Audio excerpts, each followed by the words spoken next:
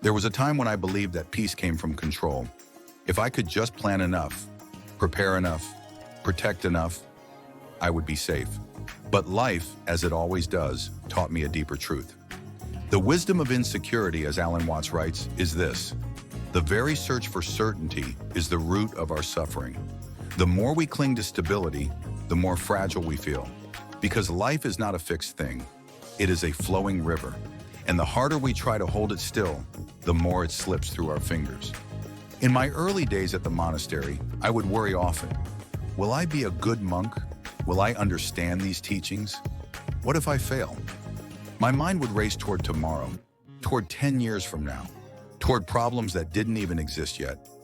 One morning, my teacher placed a broom in my hand and said, "Just sweep. Not sweep perfectly, not sweep to impress, not even sweep to finish quickly. Just sweep."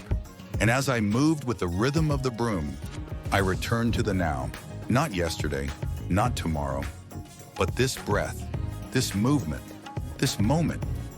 You see, we suffer when we try to live in the future, a place that never truly arrives.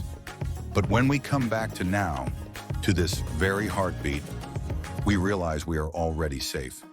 Not because life is certain, but because presence is enough.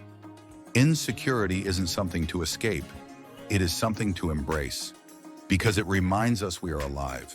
It keeps us humble. It opens us to mystery, to growth, to grace. So I offer you this today. Let go of the need to know. Release the weight of control and come home to now. The river of life flows whether we struggle or float. Choose to float.